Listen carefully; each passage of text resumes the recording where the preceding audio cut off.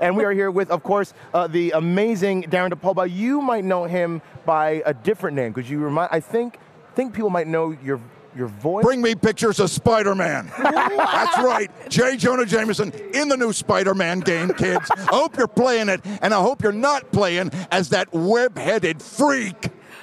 Oh my God, my heart! It's everything that I wanted. Oh, I want to ask you. I want to ask you everything. Let's do it. Talk about everything in the world. So let's start from now and work our way back. You are the current voice of J Jonah Jameson in Marvel's Spider-Man for the PS4. It is a total honor being a Marvel fan. Yeah, I was going to say, how does it feel to be now? You are, for a generation of people, the voice of J Jonah Jameson. You're way too kind to me. No. I'm part of a team that made this game happen, this beautiful, beautiful, beautiful experience.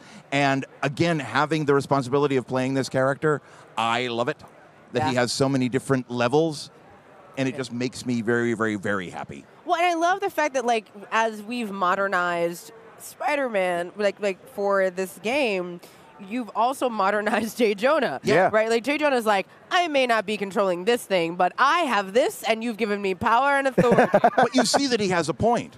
It's like in the Dan Slott run when he was the mayor. They made him the mayor of, and it's like there's always somebody higher than Peter who's going to have a very strong opinion about Spider-Man. Maybe they're right, maybe they're wrong, but they think they're right.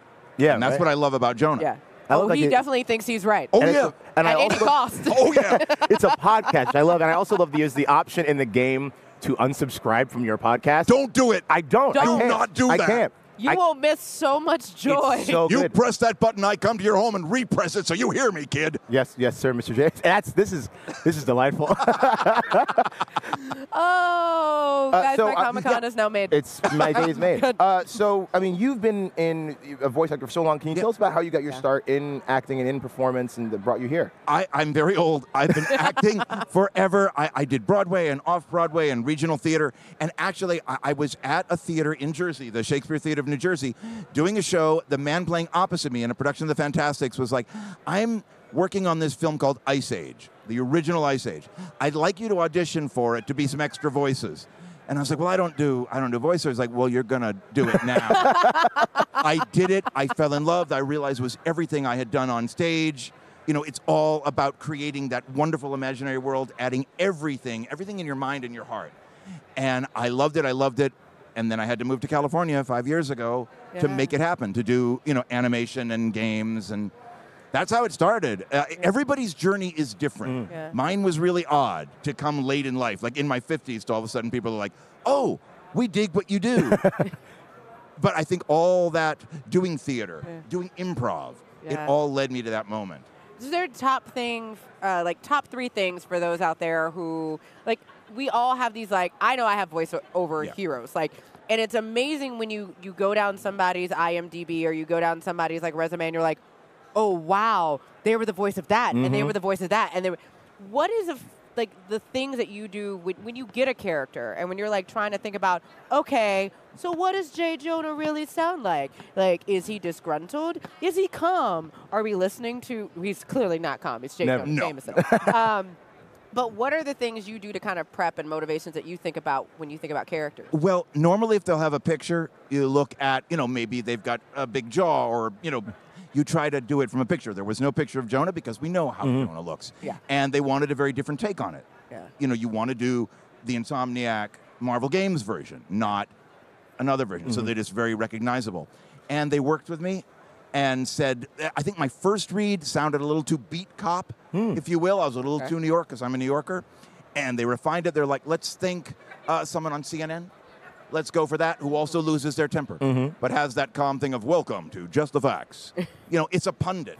Yeah. And we loved that. And so when that was in my head, that made it work. Now, the crazy thing that we did in the sessions, Chris Zimmerman, who was the voice director, she wouldn't let me look at the script before we started.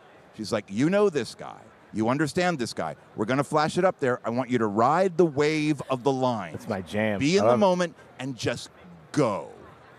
And that's where you see all that. It gets exciting. And to me, it was thrilling. It's being in the moment, making big choices. Yeah. And I think that in acting and in voice acting is very, very, very important. But you don't always play people. Sometimes you play, well, I guess it's a vegetable. It is. It's a I mean, vegetable. It has I'm not seeds. entirely sure. It had seeds. I know. I've never looked it up. So, how do you get ready to play an angry pumpkin? Well, that is a story in Goosebumps 2 that's coming Yes. out. I play a couple pumpkins and a lot of creatures, and we were doing a looping session. And it's very, very quick. They show it once, and in that particular instance, they were like, well, let's audition everyone in the room. Yeah. And they happened to like me for Angry Pumpkin. Look, I feel like Angry Pumpkin is going to be very important as a person who loves children's horror movies. You will like Angry Pumpkin. He does some stuff. It is not a CD performance. Oh. That's 10 points. But there is That was- another. yeah. Thank you. Oh yeah. There's for the day. another pumpkin. I play two pumpkins in that scene. That's what you can do in voiceover. Terry, who's a badly carved pumpkin. Oh, I'm sorry. So they are a duo in it. Oh, Terry. Yeah. Yeah, he's great. He was carved wrong, so he's a little off. Oh, yeah. I feel so bad. I just want to fix Terry. I just want to I be like, want to go and fix him and Yeah, make him right? better. I'm okay, 'cause it's Christmas. No, it's not, Terry. You don't want to see J. Jonah Jameson with a talking pumpkin. Although you do, because, yeah, there's a Spider-Man villain that's a talking pumpkin that rides some kind of high-tech broom. You know about him, don't you? Yes, I do, Mr. Jameson. Yeah. I just, You I know you better. were talking. I was like, are we? Jack O'Lantern is his name. Ah, yes, of course. I'm Very so sorry. clever, I very feel- clever name. I always not feel like I'm on the hot seat when you go full. You're just kind of thing. like, Why? Relax. I got no problems. Why are you sitting that way? You're just- Wrong. That's the way Spider-Man would sit. Does he sit? Have you seen him on top of buildings? He's sitting there lollygagging, watching you and me. I don't sit on a building watching you. Would that make you comfortable? No. Of course it wouldn't. He's a very subtle character. Right, yeah. I truly feel like J. Jonah Jameson embodies who J. Jonah Jameson is. He's very true to who he is. Oh yeah, he's like kind of like the voice in and New York. speaks Like, his mind.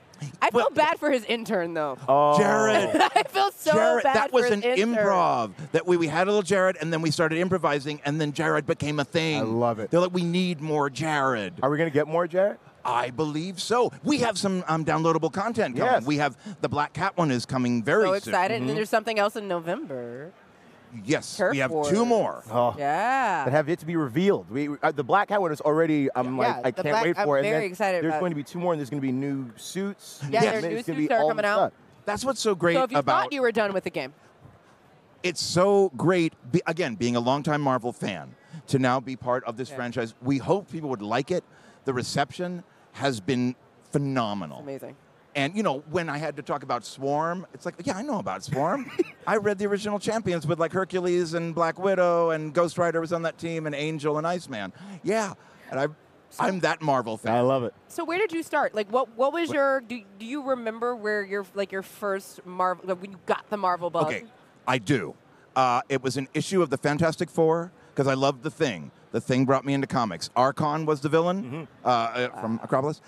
And then I got into Marvel 2-in-1 because it was The Thing. And then it became Spider-Man. And then I would follow certain artists. I love Sal Buscema. I love John Byrne. I love West Coast Avengers was great. Later on, Thunderbolts. I could not put it down. It was top of stack all the time. I just loved that redemption story. And Oh, yeah. some of the villains could not be redeemed. Yes. Yeah. That's the stories that Marvel tells that I love to be a part of now. And so now you're still a comic book fan. You're clearly now Oh, you're yeah. in the Marvel Oh, yeah. universe. Hey, what's so exciting is that now Nick Spencer's run of Spider-Man, J. Jonah has a podcast that is pro-Spider-Man. Whoa.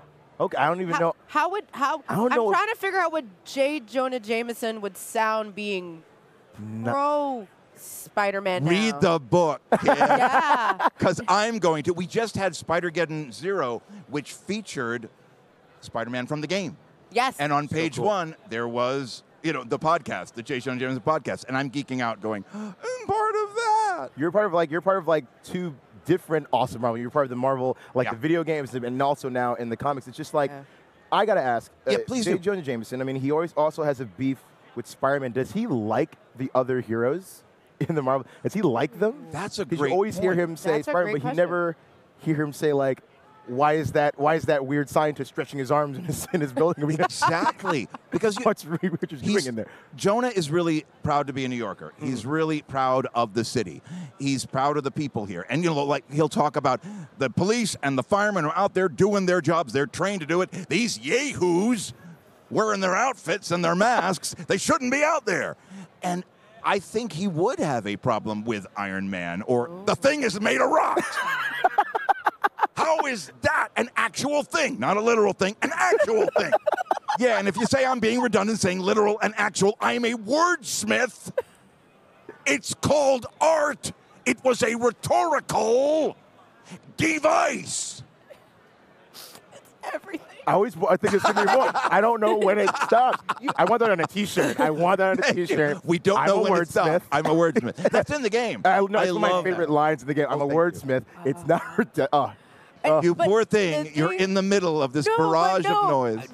I'm playing the game. I am in heaven. You know, all I'm thinking about is like every time like a little old lady or something. Like, my favorite is when the tourists call him. It's like, no, but Spider-Man saved me. Did he? I'm like, That is. He goes, we have May from Queens. And I'm like, it's Aunt May's calling in. It's like, it's got to be Aunt May. It's got to be Aunt May. And there is one, I'm very good friends with Matt Mercer, who does Critical Role, and he plays like a fake Spider-Man that Spider-Man saves. I don't know if you've gotten to that yet. And so he calls in, and I'm like, I'm talking to my friend, and we're in character. And that's what I love about the voiceover world. It's very close. It's very supportive. Yeah. It's hard to break into it, but once you're in, everybody's like, hey, I can't really do this, but Darin does it, or Matt does it. They'll recommend other people. wow. It's just this wonderful, warm, welcoming community, kind of what I found here at the Marvel booth. Yeah. Everyone has been so kind and just so delightful that I'm over the moon to be part of this. Because they love you. I mean, your character is You are beloved. Is beloved. There is a beloved nature to J Jonah Jameson because he believes so much in his dislike of Spider-Man that you can't be mad at someone because he believes He has so much. convictions. Yes. And that is the most important. But I always tell people, it's like, when you look, like, there are a couple villains that are right now out in the comics that I'm just like, man, I really don't want to like you. But I hear that you've gone back and you've logically sat down and you're like, look, I understand what I'm doing is what I'm doing, but there is a good reason for it.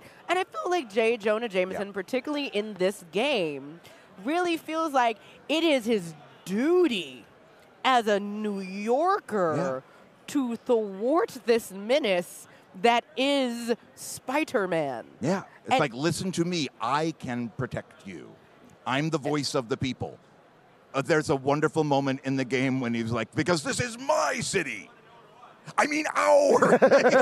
But they allowed me to do that wonderful pause where you said, because the comedy's in the timing of going, and I just loved it. No, I was gonna say, I also have done improv. When you're in there, is there like a key thing? Is there like a key trigger to going into J Jonah that gets you into that wave, that gets you into that kind of like rolling? He's close to.